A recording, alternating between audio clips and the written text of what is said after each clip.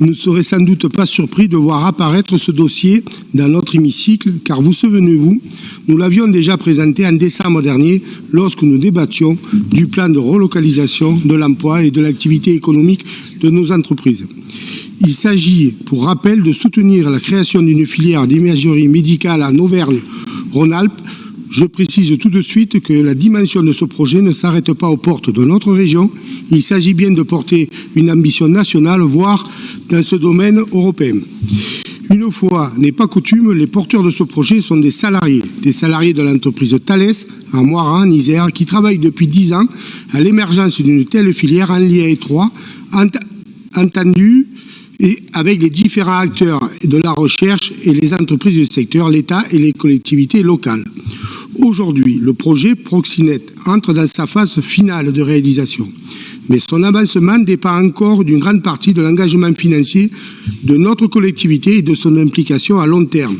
À ce stade, les besoins identifiés en investissement sont estimés à 12 millions d'euros pour construire des salles blanches, acquisition d'équipements industriels et de la prototypage.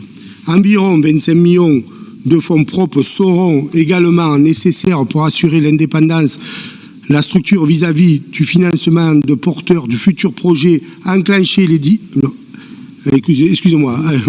différentes phases d'industrialisation des start-up et des PME utilisatrices.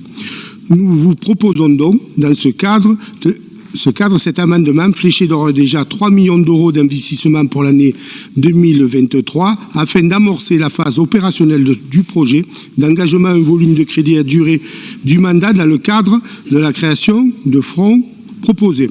Vous l'avez compris, Monsieur le Président, ce dossier me tient particulièrement à cœur et j'espère que...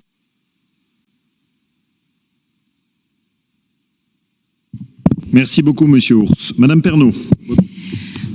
Monsieur Ours, on est d'accord sur le fond, sur ce sujet-là. Notre difficulté, en fait, c'est qu'on est face à un grand groupe et qu'on est soumis à une réglementation qui nous interdit de les accompagner, qui fait en sorte qu'on doit calculer toutes les aides dont elles ont bénéficié sur 3 années pour pouvoir proposer un accompagnement régional. Je vais moi-même au mois de janvier à Moiran pour justement discuter avec Thales de ce sujet. On va être limité, je ne vous le cache pas, par cette réglementation européenne. Mais ça ne veut pas dire qu'on ne fera pas tout ce qu'on peut pour que les choses se passent bien. Et c'est pour ça que je me déplace personnellement là-bas et je vous tiendrai évidemment informé, comme à chaque fois, de ce qu'on s'est dit et de nos possibilités d'action. Mais du coup, je propose... Non, on ne va pas prendre l'amendement. Désolée.